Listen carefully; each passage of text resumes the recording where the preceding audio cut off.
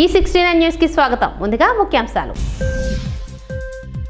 జమ్మూ కాశ్మీర్లో శాంతి భద్రతలపై సమీక్ష అమిత్ షా. విచారణ అధికారిని మార్చాలనే హక్కు కేసీఆర్ కుంది జగదీష్ రెడ్డి.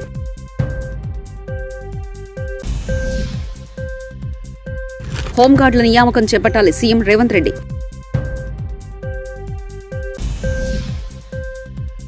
వైద్య ఆరోగ్య శాఖ మంత్రిగా బాధ్యతలు చేపట్టిన సత్యకుమార్ యాదవ్. నిర్దిష్ట కాల పరిమితిలో రాజధాని నిర్మాణం పూర్తి చేస్తాం మంత్రి నారాయణ. జమ్మూ కాశ్మీర్లో ఉగ్రవాద దాడులు రోజురోజుకు పెరిగిపోతున్నాయి. మరోవైపు అమర్నాథ్ యాత్ర జూన్ మాసాంతం నుంచి ప్రారంభం కానుంది. ఈ నేపథ్యంలో కేంద్ర హోంశాఖ మంత్రి అమిత్ షా అధ్యక్షతన ఉన్నత స్థాయి సమీక్షా సమావేశం ఆదివారం న్యూఢిల్లీలో జరిగింది. ఈ సందర్భంగా జమ్మూ కాశ్మీర్లో ప్రస్తుత శాంతి భద్రతల పరిస్థితులపై ఉన్నతాధికారులతో అమిత్ షా సమీక్షా సమావేశం నిర్వహించారు. దేశ రాజధాని ఢిల్లీలో పలు ప్రాంతాల్లో నీటి కొరత మరింత పెరిగింది. ఈ నేపథ్యంలో ఢిల్లీ మంత్రి అతీషి ఢిల్లీ పోలీస్ కమిషనర్ సంజయ్ అరోరాకు లేఖ రాయడం ప్రస్తుతం హాట్ టాపిక్ గా మారింది. ఈ లేఖలో ప్రధాన పైప్లైన్లకు భద్రత కల్పించాలని అతీషి కోరారు. ఢిల్లీలో నీటి ఎద్దడి నెలకొనడంతో నీటి సరఫరాకు అంతరాయం కలిగించేందుకు పలువురు కుట్ర పన్నుతున్నారని ఢిల్లీ నీటిపారుదల శాఖ మంత్రి అతీషి అన్నారు. ఆంధ్రప్రదేశ్ మాజీ ముఖ్యమంత్రి వైఎస్ జగన్మోహన్ రెడ్డి ఇంటి ముందు గల అక్రమ నిర్మాణాలను జీహెచ్ఎంసీ సిబ్బంది కూల్చివేశారు. అవి అక్రమ నిర్మాణాలను చర్యలు తీసుకున్నారు. ఖైరతాబాద్ జోనల్ కమిషనర్ హేమంత్ బోర్కోడే ఆదేశాలతో కూల్చివేత ప్రక్రియ జరిగింది. వాస్తవానికి హేమంత్కు ఉన్నతాధికారుల నుంచి ఆదేశాలు రాలేదు. తెలంగాణకు చెందిన ఓ మంత్రి స్వయంగా హేమంత్కు ఆదేశాలు ఇచ్చారని విశ్వసనీయంగా తెలిసింది. దాంతో హేమంత్ అక్రమ నిర్మాణాలపై ఉక్కుపాదం మోపారు. ఏపీలో వైసీపీ ఓడిపోయిన వెంటనే ఈ ఘటన జరగడం చర్చకు దారితీసింది. గోషామహల్ బీజేపీ ఎమ్మెల్యే రాజాసింగ్ను పోలీసులు అరెస్ట్ చేశారు. శంషాబాద్ ఎయిర్పోర్ట్లో ఆయనను పోలీసులు అదుపులో తీసుకున్నారు. మెదక్లో అల్లర్లు జరిగిన నేపథ్యంలో పరిస్థితి అదుపు తప్పకుండా ఉండేందుకు రాజాసింగ్ను ముందస్తుగా అరెస్ట్ చేసినట్లు పోలీసులు తెలిపారు. అయితే వైద్య పరీక్ష నిమిత్తం మియాపూర్లో ఆసుపత్రికి తరలించారు పోలీసులు. ఇదిలా ఉంటే మెదక్లో ఘర్షణ నేపథ్యంలో తాను అక్కడికి వెళ్తానని రాజాసింగ్ ప్రకటించారు. ఈ క్రమంలో ముంబైలో ఉన్న ఆయన ఇవాళ హైదరాబాద్కు వచ్చారు.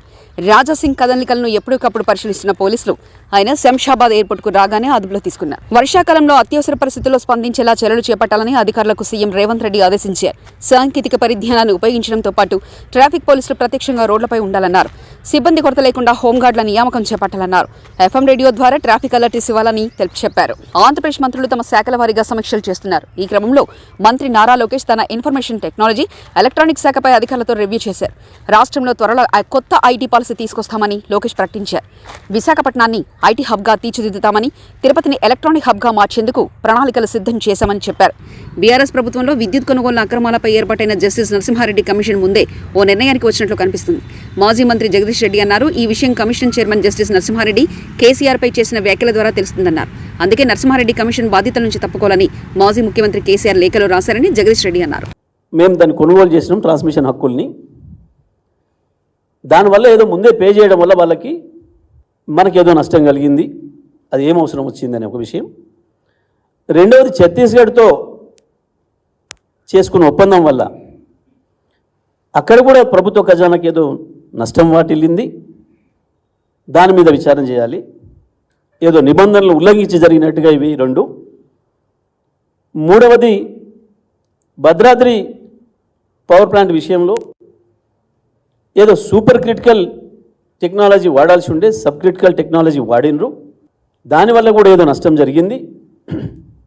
పైగా అది నామినేషన్ పద్ధతుల్లో బిహెచ్ఎల్కి ఇచ్చిండ్రు. ఇది కూడా నిబంధనలకు విరుద్ధమైన విషయం. దానివల్ల ఏదో పొల్యూషన్కి నష్టం జరుగుతుంది, మొత్తం ఈ దేశమంతా చీకటైపోతుంది. దీనిపైన విచారణ చేయండి. నాలుగవది, నల్గొండ జిల్లా దామర్చర్లో పెట్టిన Yadadri UMPP ultra mega power plant భారతదేశంలో క్యాన్సర్ రహిత ఏపీఏ రాష్ట్ర ప్రభుత్వ లక్ష్యమని మంత్రి సత్యకుమార్ యాదవ్ తెలిపారు. సచివాలయంలో వైద్య ఆరోగ్యం కుటుంబ సంక్షేమ శాఖ మంత్రిగా ఆయన బాధ్యతలు చేపట్టారు. గత ప్రభుత్వంలో నాడు నేడు ఆరోగ్యశ్రీలో జరిగిన అక్రమాలపై చర్యలు తీసుకుంటామని హెచ్చరించారు. వైద్య కళాశాలల ఏర్పాట్లో అప్పటి ప్రభుత్వం నిబంధనలు పాటించలేదని ఆరోపించారు. వైద్య ఆరోగ్య శాఖను పూర్తిగా ప్రక్షాళన చేస్తామన్నారు. తర్వాత ఆరోగ్య కుటుంబ సంక్షేమ వైద్య విద్యా శాఖ మంత్రిగా నియమించినందుకు దేశ ప్రధాని నరేంద్ర మోడీ గారికి, రాష్ట్ర ముఖ్యమంత్రి వర్యులు చంద్రబాబు నాయుడు గారికి ధన్యవాదాలు తెలియజేస్తున్నాను. ముఖ్యంగా నేను ఈ మంత్రిత్వ శాఖ దాకా రావడానికి ప్రధాన కారణం ఆశీర్వాదాలు అందించిన ధర్మవరం దానికి కూడా ప్రత్యేకంగా ధన్యవాదాలు తెలియజేసుకుంటున్నాను. ఇవాళ బాధ్యతలు చేపట్టున్న సందర్భంగా ఈ రాష్ట్రంలో విద్యను అభ్యసిస్తున్న 18 సంవత్సరాల లోపు పిల్లలు ఎవరైతే ఉన్నారో వాళ్ళందరికీ కూడా రాష్ట్రీయ బాల స్వాస్థ్య కార్యక్రమం ద్వారా స్క్రీనింగ్ చేయడం, అనారోగ్యం పాలు పడకుండా ప్రివెంటివ్ మెజర్స్ తీసుకోవడం, దాని మీద సంతకం పెట్టడం జరిగింది. ఈ రాష్ట్రంలో అత్యధిక మంది మరణం చెందుతున్నది క్యాన్సర్ ద్వారా. సగటున ప్రతి సంవత్సరం 48,000 మంది మహమ్మారి బారిన పడుతున్నారు, ప్రాణాలు కోల్పోతున్నారు.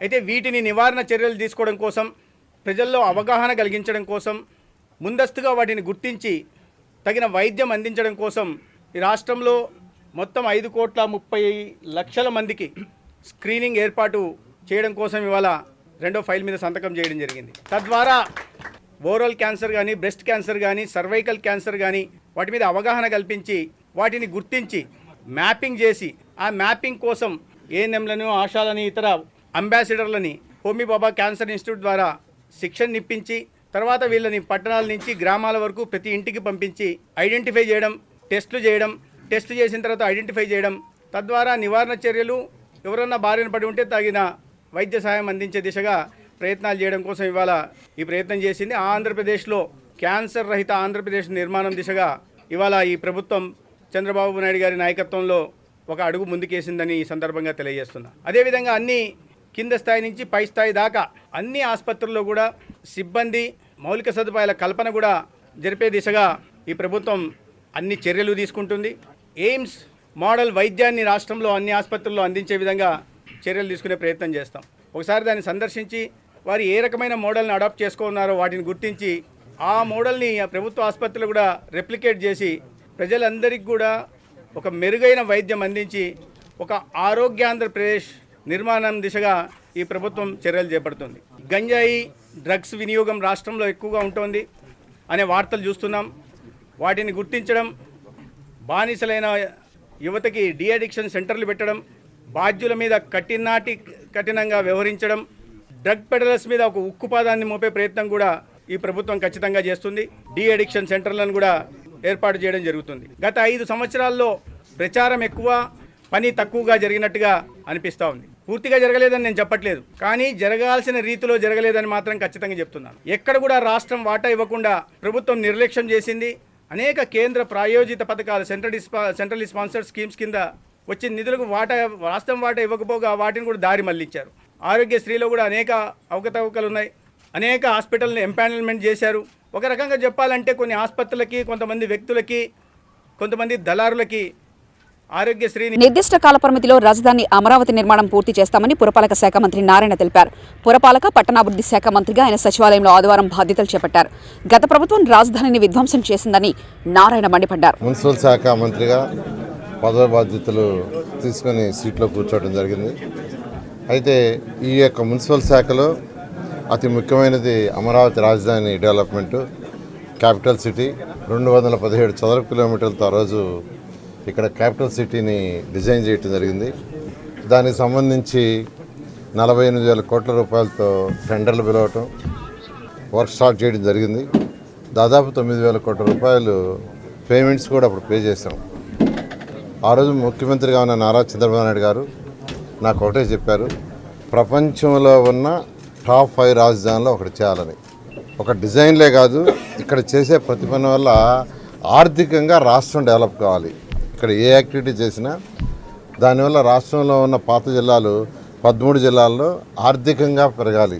బిల్డింగ్లే కాదు, అలా యాక్చువల్గా డిజైన్ చేసాం. దానికి సింగపూర్ గవర్నమెంట్ వాళ్ళ సపోర్ట్ తీసుకున్నాం. నార్మన్ ఫాస్టర్ అండ్ పార్ట్నర్స్ వాళ్ళకి డిజైన్ ఇచ్చి ఫైనల్గా వాళ్ళ దగ్గర డిజైన్ చేయించాం. తర్వాత రోడ్లు, డ్రైన్స్, డ్రింకింగ్ వాటరు, ఈ ప్రాజెక్టులన్నీ టెండర్లు ఇచ్చాం. అన్నీ ఆల్మోస్ట్ ఆల్. వాటిలో మెజారిటీ పార్ట్ కూడా కవర్ అయింది. అయితే అధికారుల కోసంగా హౌసెస్ షీర్వాల్ టెక్నాలజీలో దాదాపు 90% అయిపోయినాయి. మంత్రులు కావచ్చు. చేసే ప్రతి వ్యాపారం ప్రజలకు ఉపయోగపడాలనేది రామోజీరావు లక్ష్యమని ఈనాడు తెలంగాణ ఎడిటర్ డిఎన్ ప్రసాద్ తెలిపారు. రామోజీ గ్రూప్ సంస్థల అధినేత దివంగత రామోజీరావు సంతాప కార్యక్రమం ప్రెస్ క్లబ్లో జరిగింది. ఈ సందర్భంగా డిఎన్ ప్రసాద్ మాట్లాడుతూ రిపోర్టర్గా చేరి అడ్మినిస్ట్రేషన్ వరకు వెళ్లడంలో ఎక్కువసార్లు చైర్మన్ కలిసే అవకాశం వచ్చిందని, ఎప్పుడు చదువుతూనే ఉండేవారు. అందులో బాగున్నవి, బాగాలేనివి మార్క్ చేసేవారు. ఇప్పటికీ ఆయన లేరనే ఆలోచన రావడం లేదు. ఏ వ్యాపారమైనా కొత్తగా ఆలోచించేవారు. ప్రతి ఐడియాను రాసి పెట్టుకునేవారు. అనుకున్న సమయానికి నీ పని పూర్తి చేయడానికి పక్కా ప్రణాళికలను ముందే వేసుకొని వాటిని సాధించేవారని చెప్పారు. దగ్గర ఒక గొప్ప లక్షణం ఏంటంటే మార్నింగ్ ఎడిటోరియల్ మీటింగ్ జరుగుతాయి యూనిట్కి వచ్చినప్పుడు. మధ్యాహ్నం నుంచి అడ్మినిస్ట్రేషన్లోకి వెళ్ళిపోతారు. మార్కెటింగ్, అడ్మినిస్ట్రేషన్ ఇవన్నీ అవన్నీ జరిగాయి. ఎడిటోరియల్ మీటింగ్లో ఆయన ఒక పక్కా జర్నలిస్ట్ మాదిరిగా ఉండేవాడు. ఎన్నో సూక్ష్మమైన విషయాల్ని రిపోర్టుల ద్వారా గ్రహించి వాటిని కూలంకషంగా చర్చించేవాడు. ఎవరన్నా బాగా చేసిన వాళ్ళు ఉంటే వాళ్ళని అక్కడనే అప్రిషియేట్ చేసేవాడు. ఎవరన్నా పెర్ఫార్మెన్స్ కొద్దిగా తక్కువగా ఉంటే వాళ్ళని కొద్దిగా మరి జాగ్రత్త పడమని చెప్తూ ఉండేవాళ్ళు. ప్రతి పేజీ చదివేవాడు. ప్రతి పేజీలో కూడా ఆయన రెడ్ మార్కింగ్స్ ఉండేవి. దాన్ని ఏ ఒక్కటి కూడా పేజీ వదలకుండా చదివేవాళ్ళు. కొన్ని వందల రిపోర్ట్స్ వచ్చాయి ఆ మాదిరిగా. ఒకప్పుడు 1 monthకే ఉండే, తర్వాత 2 months, తర్వాత 3 months మీటింగ్స్ అయిపోయాయి. అన్ని జిల్లాల నుంచి కూడా ఒక్కొక్క రిపోర్ట్ దాదాపు 300 పేజీలు 400 పేజీల రిపోర్ట్ వచ్చేది. ఆయన జర్నీలో చదివేవారు, ఇంటి దగ్గర చదివేవారు, ఆఫీస్లో ఎప్పుడన్నా చదివేవారు. చదివిపాటిని మార్క్ చేయడం అనేది ఆయనకి చాలా ఇది. చైర్మన్ గారు లేడు అనేది ఇప్పటికీ కూడా సింక్ కాటలే. ప్రతిరోజు కూడా ఈరోజు మార్కింగ్ పేపర్ ఏమొస్తుందా అని గత 5-6 రోజుల నుంచి అనిపిస్తుంది. అంటే మాకు ఇంకా మా వెనకనే ఉన్నాడు, మమ్మల్ని నడిపిస్తున్నాడు, మాకు సలహాలు ఇస్తున్నాడు, మాతో సంప్రదిస్తున్నాడు. ఏమైనా మీటింగ్లో నువ్వేం మాట్లాడుకొని కూర్చున్నావు, నీ బుర్రలో ఏం లేదా అని హెచ్చరిస్తున్నాడు అనేది ప్రతి చోట అనిపిస్తూ ఉంటుంది. అయితే ఈ మీటింగ్స్కి వచ్చేటప్పటికి, మార్కెటింగ్ మీటింగ్కి వచ్చేటప్పటికి, సర్క్యులేషన్ మీటింగ్కి వచ్చేటప్పటికి అంత గొప్ప మార్కెటింగ్. ప్రభుత్వం ఏర్పడింది, ప్రజాపాలన మొదలైంది. ముందు నుంచి చెప్తున్నట్లుగానే పాలన లోకేష్ తనదైన మార్కు చూపిస్తున్నారు. ఆదివారమైనా రెస్ట్ లేకుండా ప్రజా సమస్యలు తెలుసుకొని పరిష్కరించే పనిలో నిలిచారు. అవును, మంత్రి నారా లోకేష్ ఆదివారం కూడా ప్రజా దర్బార్ నిర్వహించారు. శనివారం నాడు తొలి రోజు ప్రజా దర్బార్ నిర్వహించి ప్రజల తమ సమస్యలు తెలుసుకున్న లోకేష్ ఆదివారం కూడా ప్రజా దర్బార్ నిర్వహించారు. దీంతో మంగళగిరి ప్రజలు యువనేత లోకేష్ను కలిసి తమ సమస్యలు విన్నవించారు.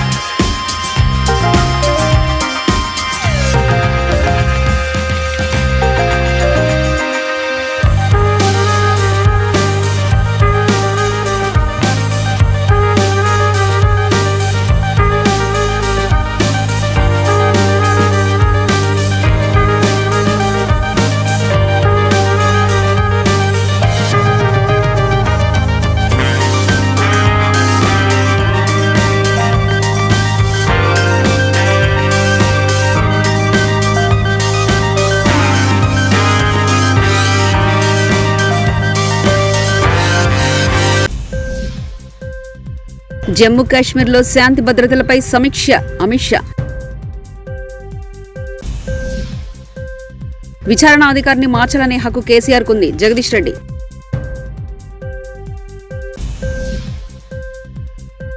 హోంగార్డుల నియామకం చేపట్టాలి సీఎం రేవంత్ రెడ్డి.